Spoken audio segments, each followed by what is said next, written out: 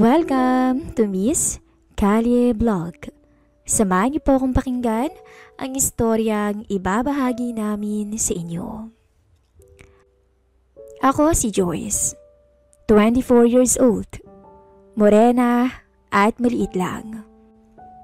Filipina height, normal girl at may asawa.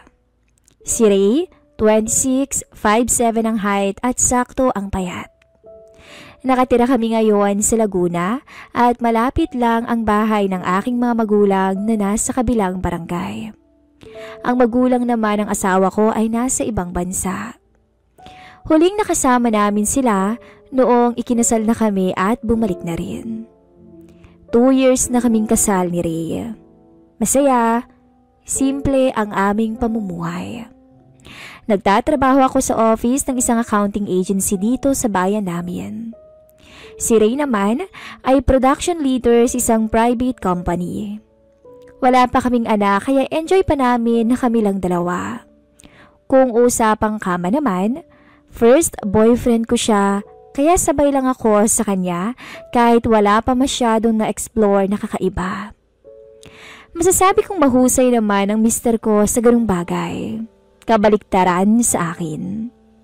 Siguro dahil sa mahilig siyang manood ng kung ano-ano dahil nahuhuli ko siya minsan. Sinasabi ko na lang na wag na siyang manood. Pero sadyang hilig niya talaga o ganun siguro talaga ang mga lalaki. Normal day sa office. Work, tapos kulitan kasama ang mga close friends ko na sina Ira, 28 years old, may asawa na. At si Jody, 30 years old at may asawa na rin. Sila lang halos ang kakwentuhan ko sa office. At kasabay pag break time at syempre sa lahat ng kalokohan basta kahit ano. 1 PM sa office, pumasok si Manong Fred, 52 years old, 5'4" ang height. Lolo type na matanda na pero mukhang malakas pa. Bago lang siya sa office, mga 2 weeks pa lang sa amin. 1 PM to 4 PM lang ang pasok niya. Nagsimula ng magwalis si Mang Fred at kolektahin lahat ng mga basura namin. Mabait si Mang Fred at hindi masyadong nakikipag-usap. Minsan, lagi siyang binibiro ni Ira at Jody. At ako rin. Mang Fred, magandang hapon. Nakangiting sambit ni Ira sa kanya. Good afternoon po, ma'am. Sa inyo din po, Ma'am Jody at Ma'am Joyce. Nag-smile din siya sa amin. Lagi ko naman sinasabi sa inyo, wag niyo na po kaming imam eh. Kahit Ira na lang po sa akin. Pagsagot agad ni Ira sa matanda. Sige na nga. Ang kukulit yung mga ihay. Sabi niya na medyo nahihiya sa amin. Nagtawanan kami lahat sa office at nagsimula nang makolekta ng basura si Mang Fred. Isa-isa niyang kinuha ang mga basura namin. Pero napapansin ko ang matanda na sa tuwing kukuhain niya yung basura ko sa ilalim ng table, lagi siyang nag-e-excuse sa akin. At sasabihin niya na, tabi muna iha, kukunin ko lang sandali. Kung pwede namang kunin na lang niya kasi minsan super busy ako at maraming kailangang tapusin. Kaya ayun, minsan natatamaan niya yung legs ko. Pero okay lang sa akin yun at naiintindihan ko rin siya. Kinabukasan, same day, same routine. After lunch break, trabaho na ulit si Mang Fred. Ayun, kinulit-ulit tong dalawa at syempre ako rin. Mang Fred, kumusta? Masiglang bati ni Jody. Okay naman ako, iha. Kayo ba, kumusta? Nakangiti din ang matanda sa amin. Wow! Sumasagot ka namang Fred ah. Sabat naman ni Ira. Sa puntong yun, nakapagkwentuhan si Manong Fred habang naglilinis sa office. Oo nga, Mang Fred. Dapat ganyan. Huwag suplado. Sabi ko naman. Tawanan kami kahit mababaw lang. Manong Fred, di ba taga-probinsya kayo? Andun ba yung asawa at mga anak mo? Tanong namin. Patay na ang asawa ko. 3 taon nang nakalilipas. 3 naman ang anak ko. 2 lalaki at 1 bunsong babae. Lahat nag-asawa na. Kwento ng matanda. Bakit nagtatrabaho pa kayo? Pwede naman na doon ka lang sa mga anak mo. Sabi ko naman. Mas gusto ko kasi yung ganito May ginagawa kaysa nasa bahay ka lang. Sagot naman ng matanda. Tama ka dyan, Manong. Sino ho pala kasama niyo sa bahay niyo dito sa Laguna? Tanong ni Ira. Wala. Ako lang, iha. Ikinuha ko ng mga anak ko ng bahay dito sa Laguna. Sabi niya. Bakit hindi na lang sa probinsya yung manirahan? Tutal, taga-doon naman ho kayo.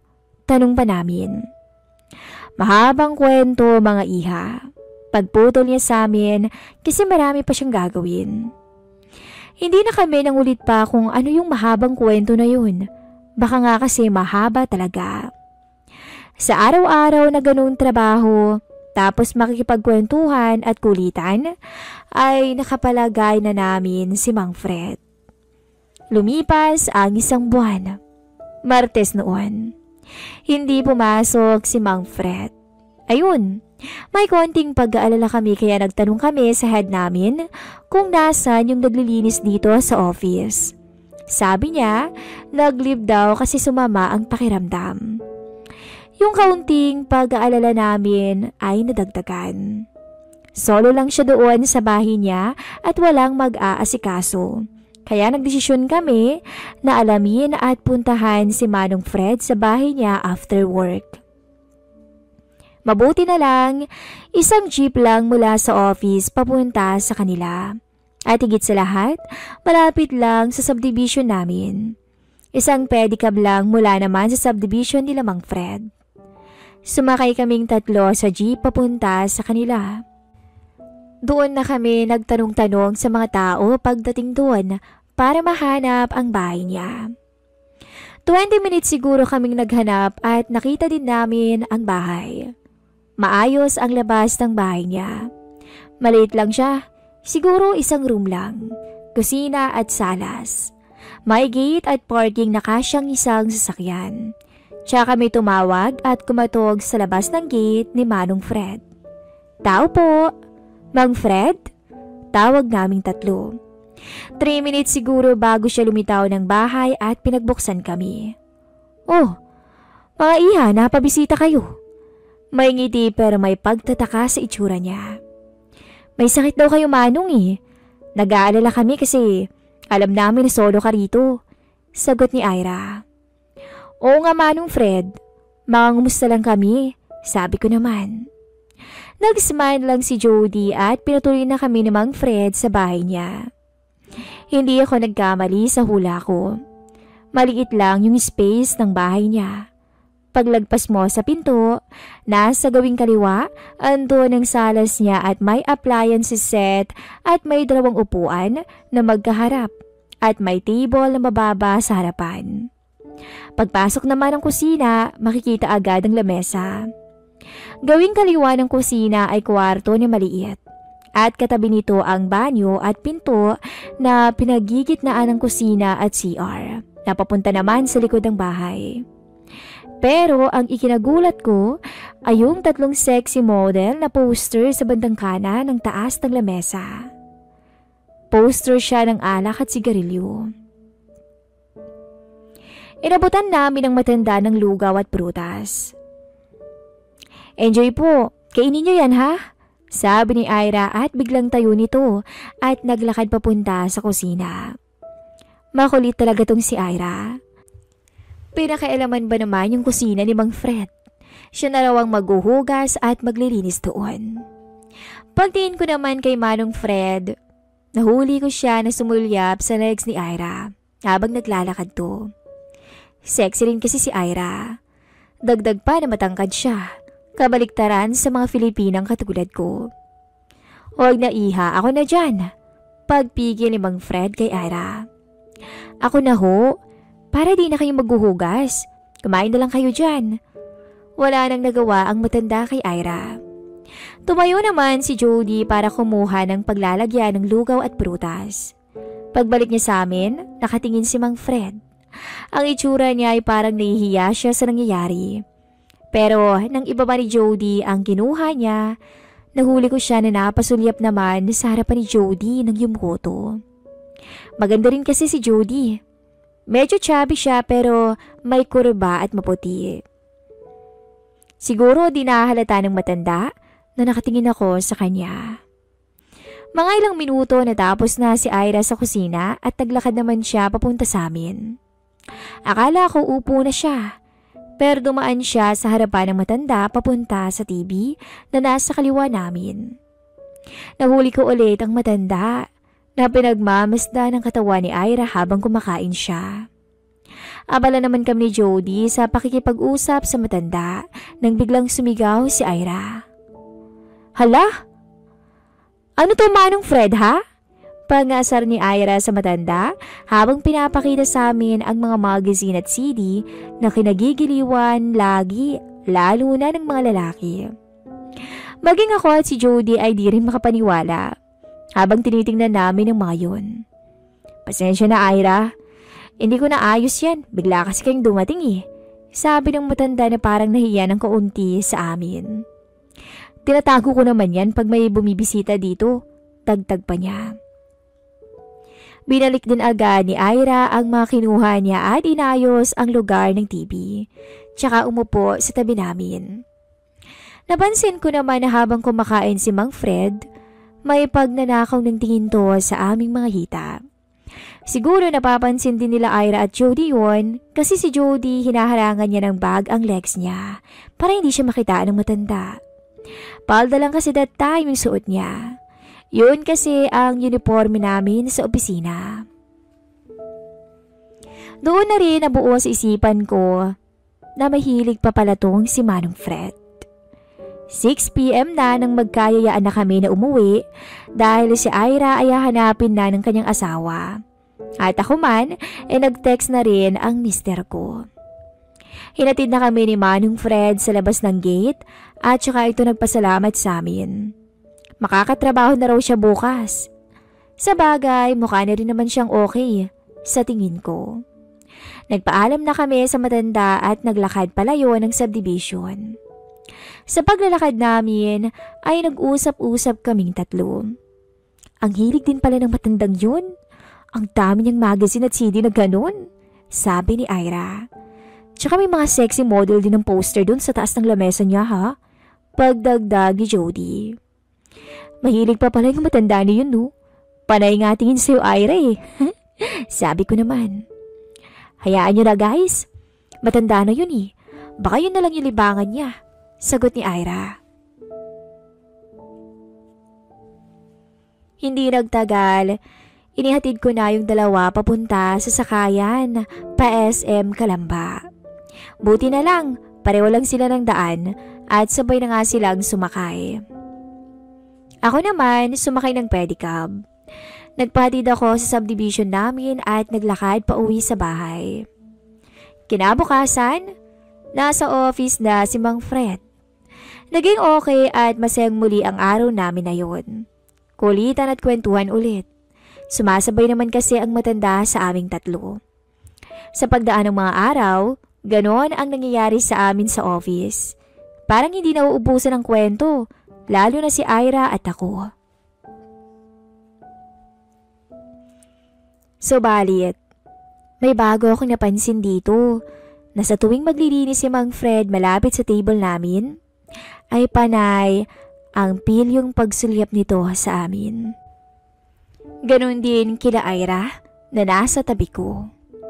Sa pagkuha naman niya ng basura sa ilalim ng table, nag-excuse pa rin naman siya pero this time, mukhang sinasadya niya na tamaan ang binti ko pag aabutin niya ang basura. Nagsosorry naman siya pag ganun. Pinabayaan ko na lang din at minsan di ko na pinapansin kasi nga busy din naman. Lumipas ang maraming buwan. Habang busy sa office at buhay-buhay ng bawat isa, 3 days nang absent ang matandang janitor at wala rin kaming balita sa nangyari. Ang alam lang namin nag-sick leave siya. Hindi rin kami makapunta sa kanila kasi busy din sila Ira at Jody. Siyempre ayaw ko naman na ako lang ang pumunta. Dumaan ang 1 week. Wala pa rin ang janitor. Nalaman na lang namin na hindi na siya babalik nung may bagong tagalinis na ng office at mas bata ng 10 taon kay Mang Fred at babae pa. Mabait din at masipag. Doon na kami nagtanong muli sa head tungkol kay Mang Fred. Pinagpapahinga raw to ng doktor at matatagalan pa bago bumalik or hindi na. Yun ang sabi ng head. Kinausap ko yung dalawa. Na pagka-out namin ay bumisita kami sa matanda. Subalit tumanggi sila pareho. Si Ira ay marami pa raw gagawin sa bahay kasi daw dadating yung manugang niya at si Jody naman, uuwi ang asawa niya galing ibang bansa bukas kaya kailangan niyang umuwi ng maaga. Pasensya ka na sis ha? Ikaw na lang muna kaya pumunta dun sa matanda. Ikumusta mo kami ha? Sabi ng dalawa sa akin. Ayoko kasi ng ako lang no. Baka mapagchismisan pa ako ron. Malapit pa naman sa subdivision namin. Sabi ko naman. Takot ka lang. Baka dalhin ka sa kama ng matanda eh. Biro ni Ira, sabay tawa ko naman. Sira, matanda na yun no. Mahina ng tuhod nun. Pabiro kong balik sa kanila. Maya-maya, nagpaalam na sila sa akin at sumakay na ng jeep. Ako naman ay sumakay na din ng jeep papunta sa amin. Sa pag-andar ng jeep, nadaanan ko yung subdivision ni Mang Fred. Nag-isip ako kung bababa ako or uuwi na lang. Mas ginusto kong umuwi kasi natatakot ako na baka mapagchismisan sa lugar. Habang nagdi-dinner kami ng mister ko, Han, may work ka ba bukas? Sabado naman eh. Tanong ko. Meron honey. May schedule kasi bukas. May production. Pagtanggi niya na may pagtataka sa tanong. Sayang naman. Magpapasama sana ako sa'yo para bumisita kay Mang Fred. Sabi ko na may panghihinayang. Bago yun, ay matagal ko na rin naikwento sa mister ko ang lahat tungkol sa matanda. Ganun ba Han? Hindi pa pala siya nakakabalik sa work niyo. Pasensya ka na Han, marami kaming kailangang habulin sa trabaho eh. Okay lang Han. Ayoko lang pumunta ng ako lang. Baka pagchismisan ako sa lugar. Ano ka ba? Okay lang yun. Total, alam naman na bumisita na kayo doon, 3. Di na siguro issue yun no? Pagkukumbinsi niya sa akin, subalit may takot pa rin ako. Hanggang sa matapos kaming kumain. May pagka-sweet talaga tong asawa ko pag ako ang nagluto. Siya na yung naghuhugas ng pinggan. At ako naman ang pinag-aayos niya ng tutulugan namin. Kinabukasan, maaga kaming gumising. Mga 4:30 ay gising na ako kahit wala akong trabaho dahil Sabado. Nauna lang maligo ang asawa ko kasi 5:30 AM yung sundo nilang service. Nagluto ako ng almusal namin. Tapos, niready ko na rin yung gamit niya. Kinukumpinsi pa rin ako ni Ray na pumunta pero ang sagot ko, next time na lang siguro pag may kasama ako. Pumayag na lang din siya. Maya-maya hinatid ko na siya sa labas ng bahay. Bago siya umalis, hinalikan niya ako sa lips. Ako naman ay nilako na muli ang pinto at nagpa siyang bumalik sa pagtulog. Gumising ako ng 7:00 ng umaga. At nagpasya na lang akong mag-ayos ng bahay at maglaba. Pero mabilis lang din ako natapos. Wala pang 11 AM ay tapos na ako. Doon na nabuo ang desisyon ko na puntahan ang matandang janitor sa kanila. 1 PM ako pupunta pagkatapos kong mananghalian. 1:00 na ng tanghali. Naglalakad na ako palayo ng subdivision namin. Ang suot ko ay skinny jeans na sakto lang sa hita ko at medyo maluwag na black v-neck t-shirt. Simple lang talaga akong manamit at hindi pa sexy. Sa paglalakad ko ay may tumawag sa akin mula sa likod. Si Isko, isang pedicab driver. 18 na siya ngayon. Bata pa siya noon nung lumipat kami ng asawa ko. At isa siya sa pinagkakatiwalaan ko na pedicab driver. Ma'am, sakay na kayo, total. Pauwi na rin ako para mananghalian. Nakangiting alok niya sa akin. Okay, sige. Sabi mo eh. Ngumiti rin ako sa kanya at sumakay na ako para di nakapagpawisan. Medyo mainit rin kasi ng mga oras na yon. Saan po kayo pupunta, ma'am? Tanong niya habang nagpapadyak siya. Sa kabilang subdivision lang, isko. May bibisitahin na katrabaho. Sagot ko. Sakto, ma'am. Doon din ang daan ko. Sa unahan pa ang bahay ko. Inihatid na nga ako ni Isko hanggang subdivision ni Mang Fred. Bayad ko, Isko. Salamat ha. Wag na, ma'am. Dito din naman ako kadadaan Pagtanggi niya sa akin. Ay nako, Isko, wag ganyan. Blessing yan, no? Sabi ko at saka kinuha na rin naman niya at nagpasalamat. Isko, anong oras balik mo sa pasada? Pagkatapos mong kumain? Tanong ko. Mga 3 p.m. po, ma'am. Bakit po? Ipapasundo sana ako sa'yo dito mga 3:30 sana. Pumayag din naman si Isko at nagpaalam na siya ng tuluyan. Sa paglalakad ko ay may halong kaba. Baka pag-usapan ako doon sa lugar sa pagbisita ko sa matanda. Subalit andun na ako, kaya no choice. Nakakita ako sa gilid ng daan na nagtitinda ng dalanghita. Bumili ako para ibigay sa matanda. At nang dumating na ako kay Mang Fred, nakita ko siya na nagwawali sa labas ng bahay niya at tinawag ko siya. Mang Fred! Magiliw na tawag ko. Ay, anak ng kalabaw! Nagulat naman ang matanda sa tawag ko. Sorry, Manong.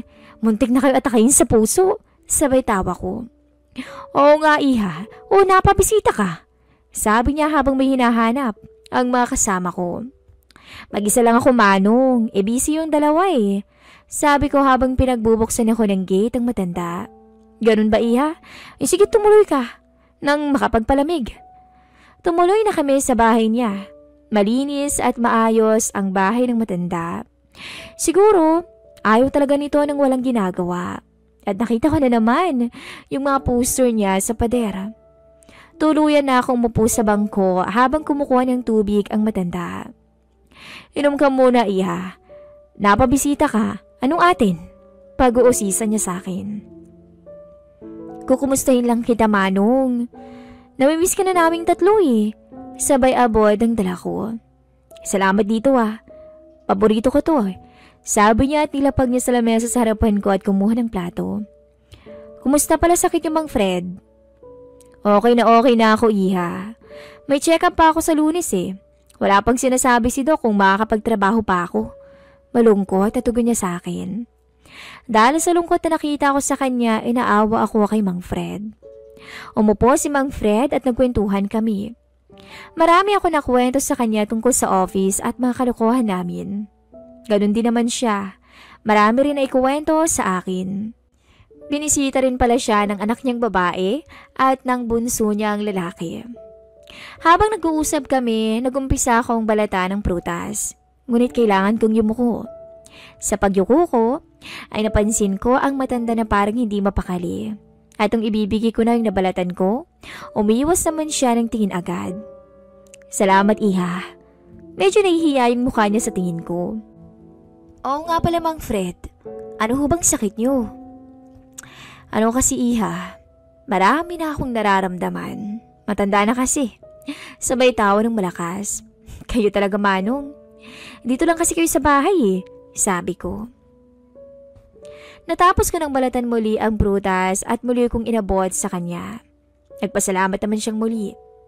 Sa pag-uusap namin, nahalata ako na may nag-iba sa posisyon ng short niya. Manipis lang kasi ito.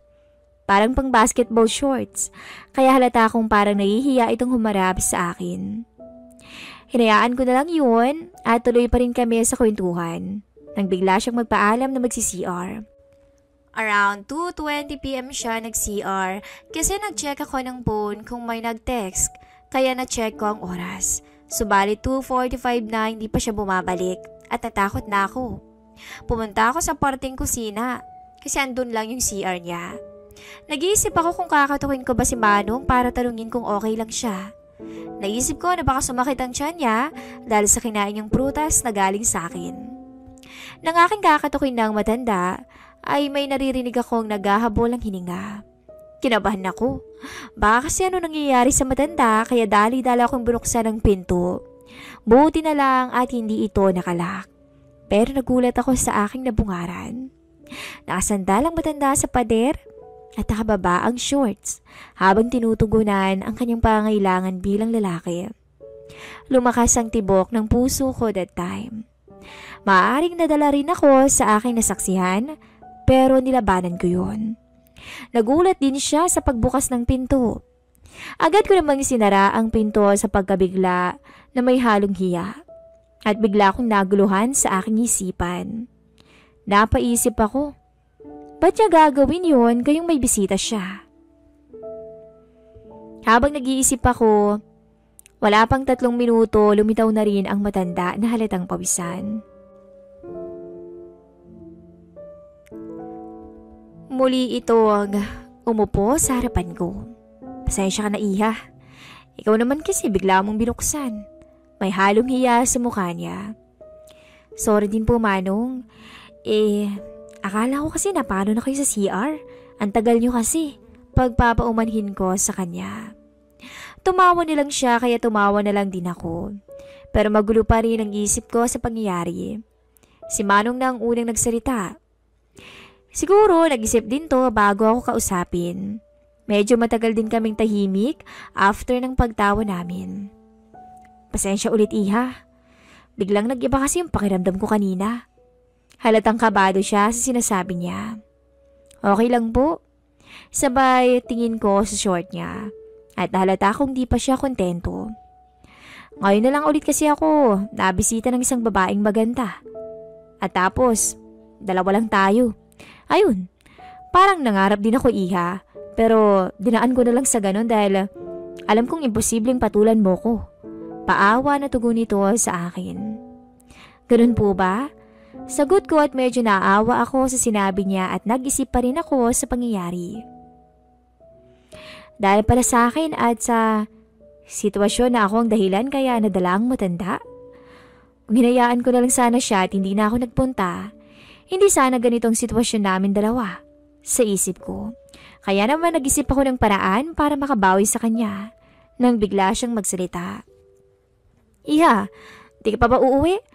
Baka umulan na rin kasi. Mamaya pa akong 3:30.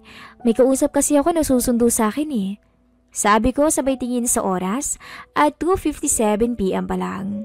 Bakit po? May gagawin pa ba kayo? Pag-uusisa ako kay Manong. Oo sana eh. Sabay tingin niya ng malayo. Mamaya pa sundo ko eh. Gawin niyo muna. Okay lang po ako rito sa sala at manunod na lang ako ng TV. Nakakahiya naman sa'yo pag iniwan kita dito. Tsaka baka matagalan ako sa kwarto. Saad niya pero medyo iba ng itsura niya na parang may nais gawin. Ganun po ba? Dahil po ba naistorbo ko kayo kanina? May awang tanong ko sa kanya. Oo sana, Iha. Nanginginig ang tuhod niya ang sagot sa akin. Medyo nakaramdam ako ng awa sa matanda dahil ako rin ang may kasalanan. Okay, sige Manong Fred. Baka matulungan ko po kayo. Pilyang sagot ko sa kanya. Nagbago ang mukha ng matanda. Para siyang biglang nasiyahan at nakuha niyang nais kong ipahiwatig. Pero Manong Fred, una at huli po ito. At higit sa lahat, walang makakaalam. Tsaka pagmamasdan niyo lang po ako bawal din po kayong lumapit sa akin. May halong kaba sa sarili kong sabi at first time ko rin tong gagawin. Sige, Iha. Pero sigurado ka ba? Okay lang po, Mang Fred. Basta ang kasunduan natin, ha? Sabi ko. Sa puntong yun, pinakuha ko siya ng kumot pang takip sa sarili niya. Ayaw ko kasi siyang masaksihan sa harapan ko na nagpapakasasa sa akin. Tumango siya at binalot ng kumot ang sarili at umupong muli. At bago ako pumikit, doon ko napansin na nasa sahig na ang shorts ng matanda. Pumikit na lang ako at saka ako inalis ang t-shirt ko para matulungan ang matanda sa kanyang pangangailangan. Sa puntong yun ay natakot ako sa reaksyon ng matanda. Parang aatakihin to sa puso. Habang nagpapakasawa sa magandang tanawing, ako ang may dahilan. Ilang minuto rin ang tuluyan na nga ang marating ng matanda ang rurok. Nakahinga ako ng maayos. Mabuti na lang at walang nangyari sa kanya. Maya-maya, binalik ko na ang t-shirt ko at ngumiti. Okay na ako, Iha. Salamat ha, sa tulong mo. Nakangiti ito ng maaliwalas. Walang anuman, Mang Fred. Basta kasunduan natin ha. Sabi ko na medyo gumaan ang pakiramdam ko. Feeling ko nakatulong ako sa kanya. Pagtingin ko sa oras, 3:20 na, kaya nagpaalam na agad ako kay Mang Fred.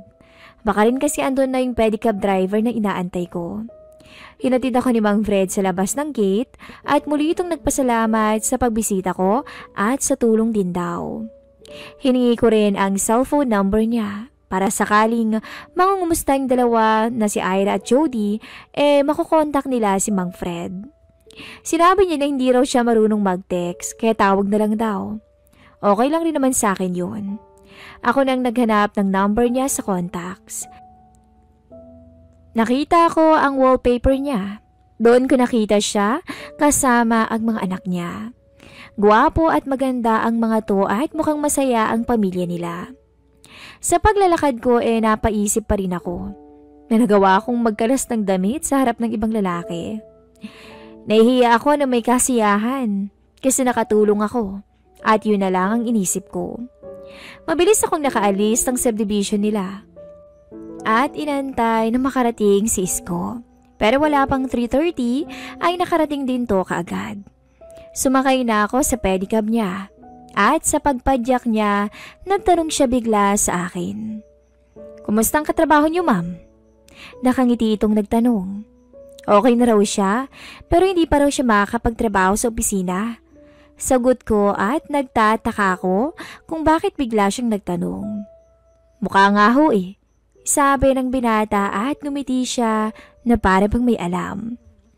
Malapit na kami sa bahay, kaya hindi na akong masyadong nakipag-usap kay Isko, pero siya ay nagkukwento pa rin. Sumasagot na lang ako ng mga shorts reply. Nang makarating na nga kami sa bahay, ay nagbayad ako sa kanya at nagpasalamat. Nagpasalamat rin siya sa akin at nag-iwan ng ngiti bago umalis. Pumasok na ako sa bahay at dumiretso sa kwarto pagkalakho ng pinto. Humarap ako sa salamin bago ako magpalit ng damit. Nang mapansin ko na nakalitaw ang tiketa ng damit ko sa likod. Doon ko lang napansin na baliktad pala ang damit ko.